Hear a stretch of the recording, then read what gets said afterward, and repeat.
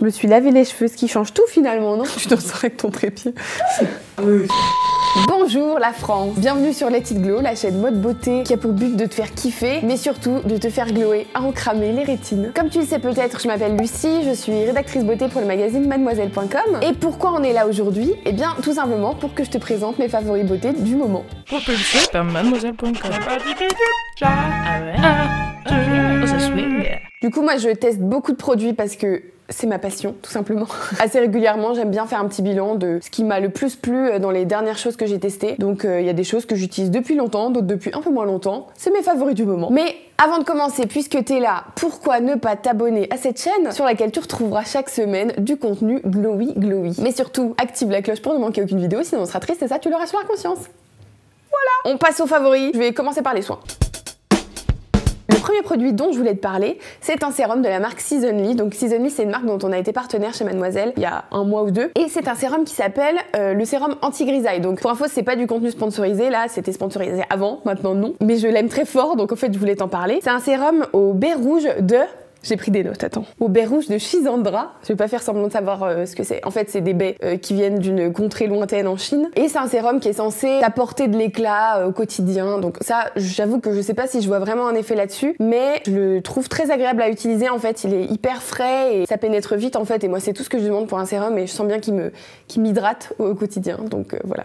En fait, je vois ta tête derrière, ça me fait rigoler. Et c'est un sérum aussi qui permet de contrer les effets de la pollution, enfin de préserver un peu la peau de tous ces dommages-là que la pollution peut faire. Donc je trouve ça très cool vu que je vis à Paris et que toi-même tu sais, la pollution.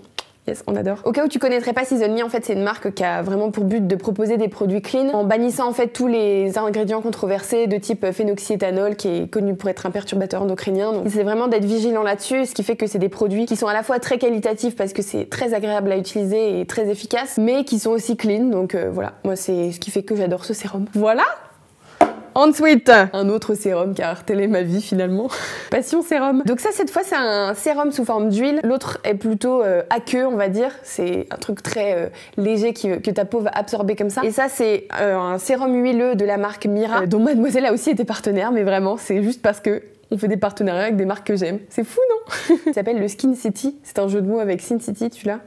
Voilà. C'est un sérum qui est un mélange d'huile de kukui, de kartam, de moringa et d'huile essentielle de citron sauvage. Donc en gros, l'idée c'est de prendre plein d'huiles végétales trop stylées avec un petit peu d'huile essentielle de citron sauvage qui a des propriétés aseptises. Donc c'est un sérum fait pour les gens qui habitent plutôt en ville, d'où le nom, qui a lui aussi pour but de protéger la peau, de préserver la barrière hydrolipidique. Donc en gros, cette espèce de petit film gras que tu as naturellement sur la peau qui peut s'altérer en fait à cause de la pollution. C'est que des huiles trop cool avec plein de vitamines et plein d'antioxydants. Et je l'adore, il pénètre hyper bien. Donc moi ce que je fais c'est que j'en mets le matin, je mélange 2-3 gouttes avec ma crème de jour habituelle. Le soir je le mets tout seul comme ça parce que du coup c'est de l'huile donc c'est un peu gras, donc je préfère le mélanger à autre chose le matin pour pas avoir trop sur la face. Et le soir je m'en fiche. Donc voilà, c'est un sérum qui est nourrissant mais pas trop gras non plus vu que la plupart des huiles dedans sont assez sèches. C'est assez agréable à utiliser. Et puis encore une fois c'est une marque trop chouette qui source vraiment ses ingrédients. J'ai écrit un article dessus sur mademoiselle.com, donc je te laisse aller le lire. Si t'as pas envie d'aller le lire, bah, tant pis pour toi, tu passeras à côté d'une super découverte.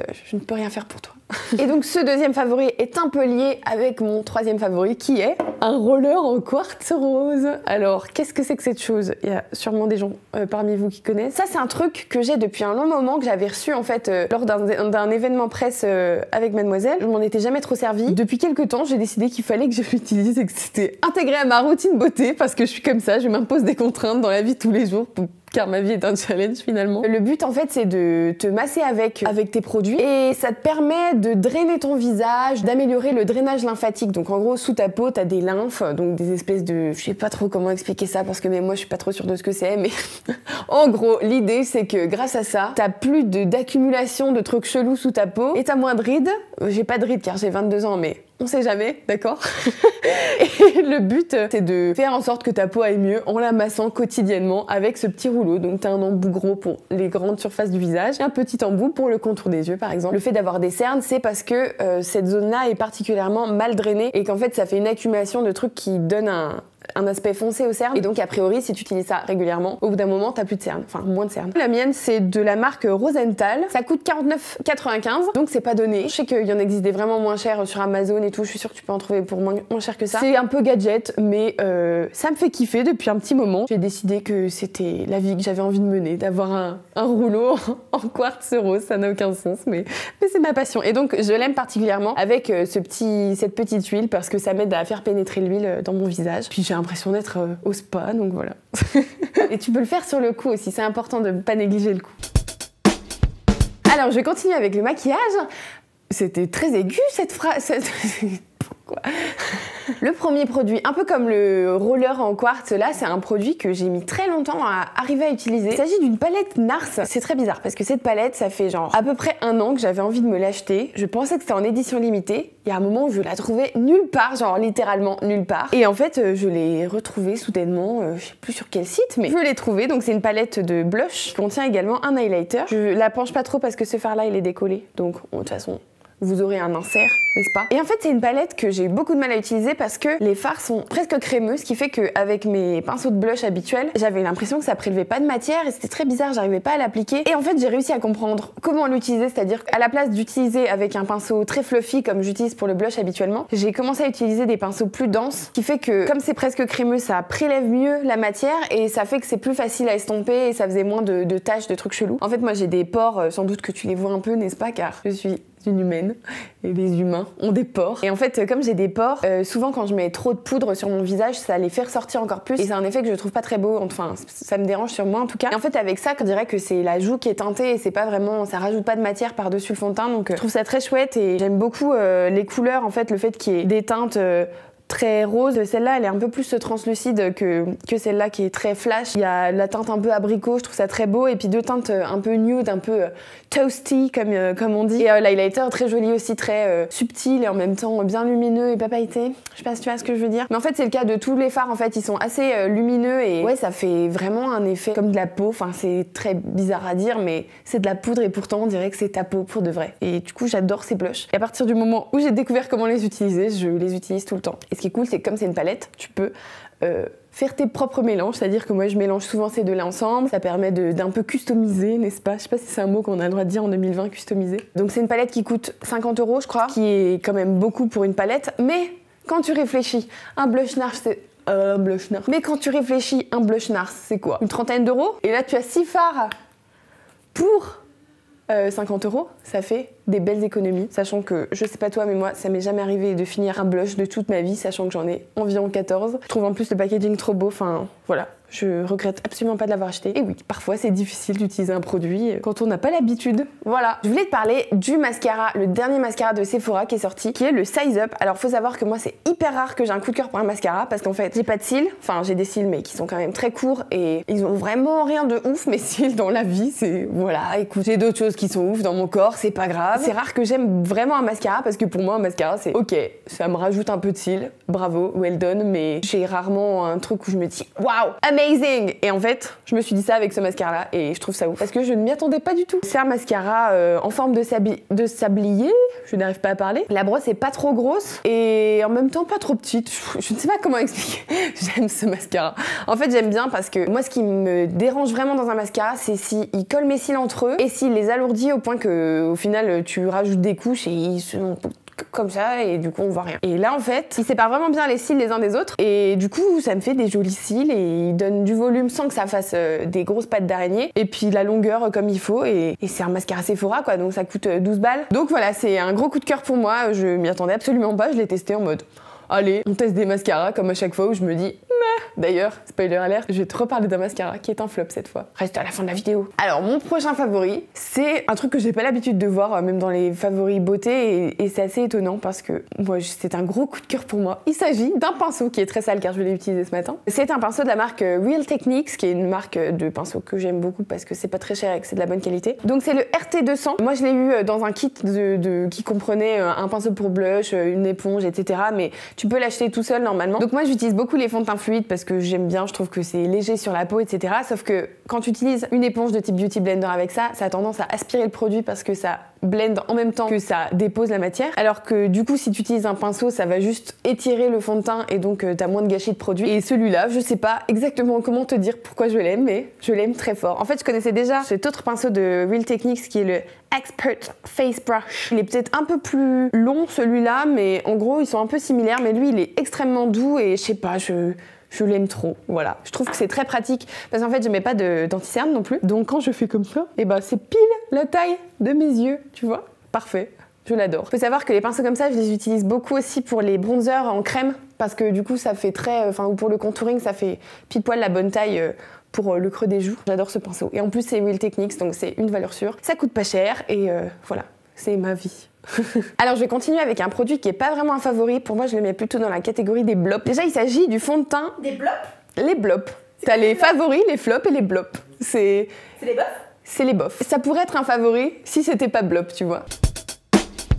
Il s'agit d'un fond de teint qui est le Hyaluron Liquid de Lavera. Donc c'est un fond de teint liquide. Lavera, c'est une marque bio qui est hyper chouette, qui fait plein de bons produits et que j'adore. C'est le premier fond de teint bio que je teste en fait, donc j'étais hyper impatiente de le tester. Et en fait, au moment de l'application, j'étais trop contente parce que le fini est trop beau. Ça floutait mes pores, le fini était vraiment magnifique, c'était hydratant sans faire trop et c'était la perfection. Mais le blob vient au moment où ce fond de teint s'oxyde. Et donc je l'ai porté aujourd'hui pour pouvoir te montrer. On le voit pas beaucoup parce que j'en ai pas mis énormément, justement parce qu'il s'oxyde, mais en fait il a tendance à foncer un peu. Du coup ça fait un peu orange sur mon visage, donc en plus j'ai mis du bronzer, donc j'ai l'air sans doute très orange pour toi, ce qui est normal, je m'en rends compte, hein, je suis pas...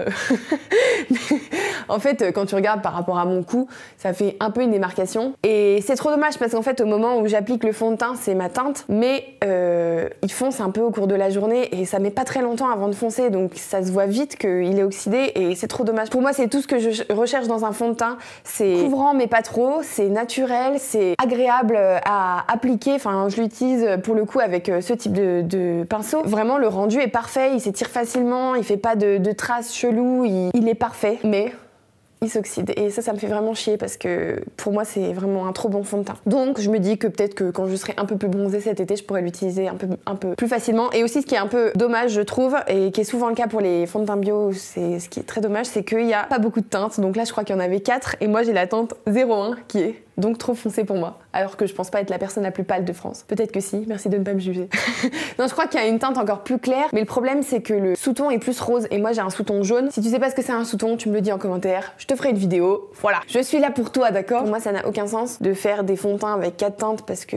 Bonjour la diversité. Mais voilà, du coup c'est vraiment les deux gros points noirs selon moi, c'est le fait qu'il s'oxyde et le fait qu'il n'y ait pas beaucoup de teinte, parce que sinon c'est un fond de teint qui coûte en plus autour de 10 €, donc en fait c'est trop dommage parce qu'il est hyper accessible, ça se trouve en magasin bio, etc. Mais je suis un peu déçue à ce niveau-là. Je le mets dans les blops et pas dans les flops parce qu'en fait je vais continuer de l'utiliser et ça m'arrive de le mélanger avec d'autres fonds de teint qui sont un peu trop clairs pour moi. Comme ça me permet d'avoir une teinte un peu plus adaptée, puis je le retesterai cet été, puis je te dirai si c'est ma teinte cette fois.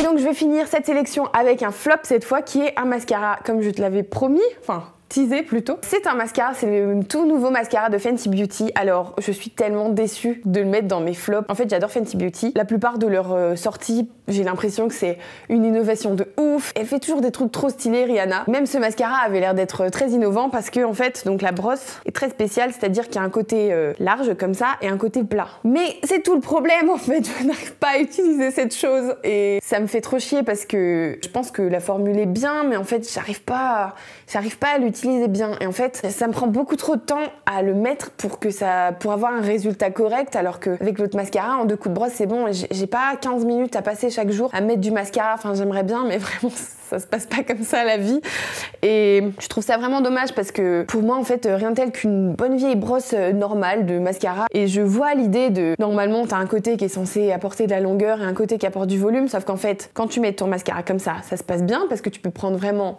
la base des cils, mais comme ça me rentre dans l'œil, tu le vois bien que je comprends pas comment c'est censé marcher. Voilà, je ne comprends pas ça. Et c'est trop dommage parce que vraiment ça aurait pu être une invention trop stylée. Mais ouais, j'avoue que les innovations en termes de mascara c'est rarement mon truc. Et je trouve ça un peu dommage sachant qu'il coûte un peu cher quand même. Mais le packaging est très beau et peut-être que ça convient à d'autres styles que moi. Je sais que le mascara c'est hyper personnel et que ce qui me convient à moi conviendra peut-être pas à quelqu'un d'autre et inversement. Donc voilà, moi il fait partie de mes flops du moment, mais peut-être que toi tu l'aimeras bien. Voilà, prépare-toi juste à ce que la brosse soit chelou. Je crois que c'est tout pour les produits dont j'avais envie de te parler aujourd'hui. Maintenant, c'est à ton tour de me partager en commentaire tes coups de cœur et puis tes flops, pourquoi pas, du moment. Moi, c'est toujours un plaisir de découvrir des nouvelles choses. J'adore tester les produits, donc je serai toute oui ou toute mirette ouverte, si ça se dit. Je sais pas.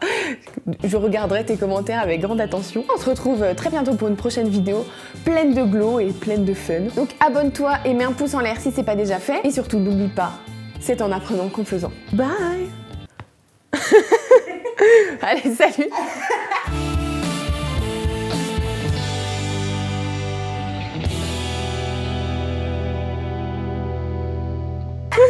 Allez, bye, hein. Salut, bye.